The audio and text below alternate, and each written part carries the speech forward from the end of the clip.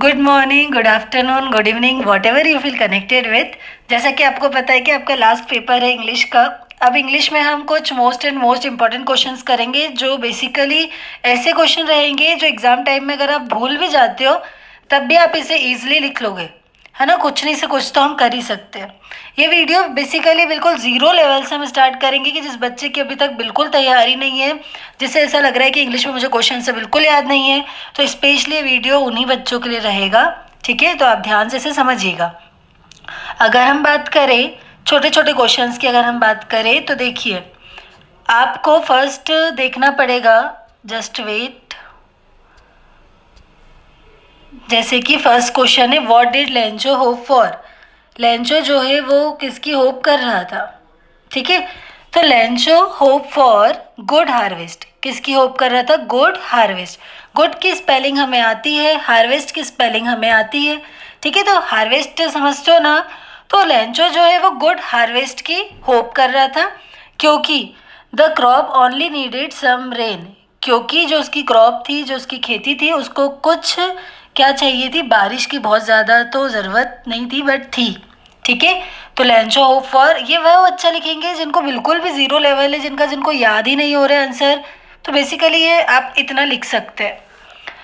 उसके बाद है क्वेश्चन नंबर 2, हु और टू है आपका, हु और what did Lencho have faith in. Faith means आप जानते हैं ना, भरोसा हम कह सकते हैं। तो लेंचो को हु एंड व्हाट दो क्वेश्चन पूछे, हु मतलब कौन और व्हाट मतलब क्या। तो लेंचो को किस पर और क्या बिलीव था, क्या फेथ था। तो लेंचो को जो फेथ था वो किस पर था, गॉड पर। गॉड का जी आप कैपिटल बनाए। और क्या बिलीव था, ठीक है। तो बिलीव क्या था कि ही रॉट अ लेट, उससे ऐसा लग रहा था कि मैंने जो लेटर लिखा है वो भगवान के पास चला गया होगा और भगवान अब मुझे कितने पैसे दे देंगे, पीसोस बोलेंगे हम, क्योंकि वहाँ की करेंसी को हम क्या बोलते हैं, पीसोस, ठीक है। इस बात का आप ध्यान रखिए। और वो गॉड से कितने आस्क कर रहा था, आस्क मीन्स होता है मांगना, भी इस कंटेक्स्ट में आ रहा है कि God asking for 100 pesos. How much, sorry how many, 100, ठीक है। नेक्स्ट है आपका, who reads the letter. Letter किसने रीड किया था, तो पोस्ट मास्टर ने। थोड़ा सा जल्दी जल्दी करेंगे क्योंकि अभी टाइम कम है, तो इतना आराम आराम से तो होगा नहीं। Next question, what made Lencho angry. Lencho angry किस वजह से हुआ था, क्योंकि हिट हैड डिमांडेड 100 पीसोस, क्योंकि उसने डिमांड तो की थी 100 पीसोस की, but and he got only 70 pesos. मतलब भगवान से मांगी तो थे 100 पर मिले कितने उसे, 70। तो इस वजह से उसे क्या आ रहा था, गुस्सा आ रहा था।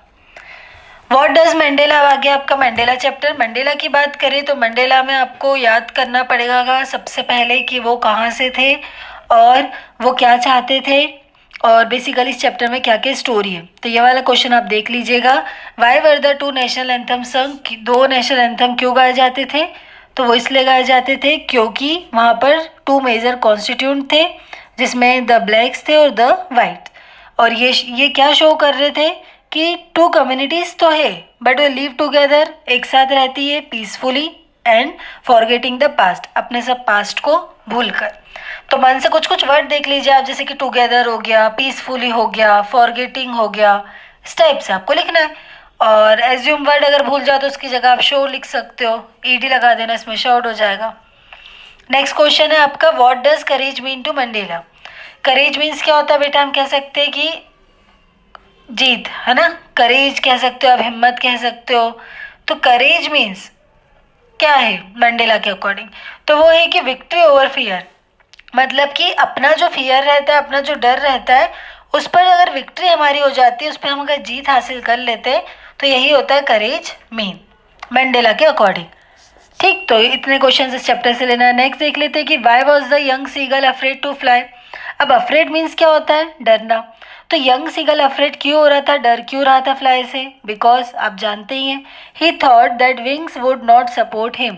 उसे ऐसा लगता था उसके जो विंग्स है, उसके जो पंख कह सकते हैं आप, वो उसे क्या करने में सपोर्ट नहीं करेंगे, फ्लाई करने में। ठीक, next, what compel the young seagull to finally fly. ऐसा क्या हुआ जो यंग सीगल को कंपेल किया, जिसने कि वो फ्लाई कर पाया। तो क्या लिखेंगे हम इसमें, the site of the fish compelled. इसका मेन आंसर यहीं से होगा, बस ये एक वर्ड आप याद रखिएगा कि the site of the fish. जो फिश है, तो फिश की जो साइट है उससे वो बहुत ही ज़्यादा कह सकते हो मोटिवेट हो गया। अपन साइकोलॉजी में उसे बोलते हैं स्टिमुलस मिल गया उसको, है ना, उड़ने के लिए एक वजह मिल गई कि मुझे अब इसके लिए उड़ना है ना। जैसे होता है जब हमें हमारे सामने कुछ अगर ड्रीम रहता है कि हमें इसे फॉलो करना है, तो हम फिर वो पढ़ाई करते टाइम नहीं देखते कि कितना टाइम हो गया। सिमिलरली सीगल के साथ भी ऐसा ही हुआ, जो साइट ऑफ फिश था, फिश का एक टुकड़ा जो था, उसने उसको कंपेल किया उड़ने के लिए। Why does the pilot take risk, pilot ने रिस्क क्यों ली? क्योंकि वो रिच, REACH मतलब होता है पहुंचना, वो कहाँ पहुंचना चाहते थे? होम पर। अब घर जा रहे तो ऑब्वियसली बात है कि उम्मीद करेंगे किससे? फैमिली से। दो दो नंबर में आ सकते हैं ये छोटे छोटे से, आप इसे देख लीजिएगा। ओके, अब ये वाला आंसर तो अभी हो नहीं पाएगा, बट कोशिश कर सकते। What made the women in the control centre look at the narrator strangely, ऐसा क्या हुआ जो विमेन जो कंट्रोल सेंटर पे थी वो नरेटर को स्ट्रेंजली देख रही थी? क्यों देख रही थी? क्योंकि नरेटर ने वहीं जाते से he asked her about the other aeroplane. मान लीजिए यहाँ पर बैठी थी अपनी कौन, विमेन बैठी थी वो कंट्रोल सेंटर की, और यहाँ पर अपने आ गए नरेटर आ गए। तो अब नरेटर ने क्या किया कि अदर एरोप्लेन के बारे में पूछा, तो जो विमन थी वो बहुत ज़्यादा कंफ्यूज हो गई। उसने बोला ये कैसी बातें कर रहे हैं, यहाँ पर तो कोई अदर प्लेन ही नहीं था, प्लेन नहीं है तो एक और पर्सन कहाँ से आ जाएगा? ठीक है, तो शी वॉज सरप्राइज, हम नहीं बोलते हम सरप्राइज हो गए। तो इस तरीके से आप इसे लिख लीजिएगा अपनी ओन लैंग्वेज में। नेक्स्ट जल्दी से देखते हैं हम, why does Anne want to keep a diary, Anne diary क्यों लिखती थी? क्योंकि आप इसे आंसर में ऐसे लिखेंगे, Anne want to keep a diary because she had no close friends, क्योंकि उसके एक भी क्लोज फ्रेंड नहीं थे, तो उसे अकेला अकेला फील होता था, इस वजह से वो डायरी लिखती थी। What made mister Keesing allow any two talk in class, ऐसा क्या हुआ कि मिस्टर किसिंग ने एनी को अलाउ कर दिया कि क्लास में वो टॉक कर सकती है?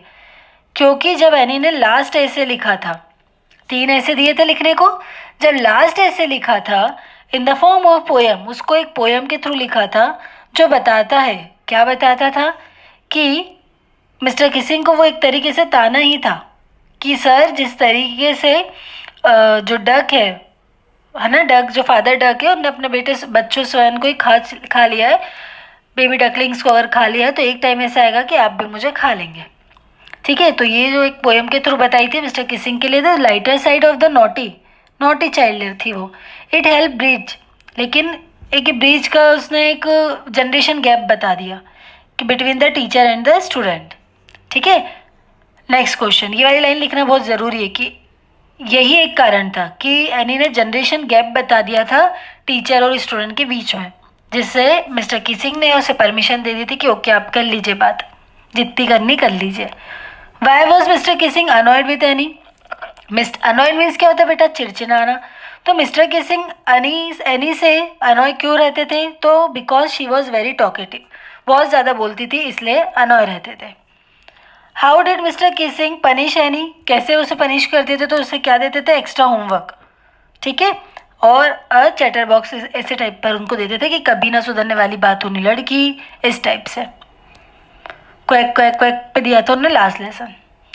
इसमें एक क्वेश्चन ये भी आ सकता है, क्या मिस्टर किसिंग स्ट्रिक्ट टीचर थे? तो जी नहीं, बिल्कुल नहीं थे, बल्कि वो एनी को क्या सिखाना चाह रहे थे? डिसिप्लिन, कि कब कहाँ पर कैसी बात करनी है और किस तरीके से बात करनी है। ठीक है, क्योंकि एनी को ऐसा लगता था कि मेरे घर पे तो मुझे कोई कुछ बोलता ही नहीं है, तो मैं तो जैसे ही चाहूँ वैसा बोल सकती हूँ, और ये तो मेरे अंदर इनबिल्ट है ये बोलने की, इसलिए वो क्लास में इतना बोलती थी। तो मिस्टर किसिंग ने उसे ऐसे ही समझा है। ठीक है, तो अभी आप इतने चैप्टर्स कीजिएगा, मैं नेक्स्ट वीडियो में इसके आगे के जो छोटे छोटे से क्वेश्चंस है ये मैं कवर करा दूँगी।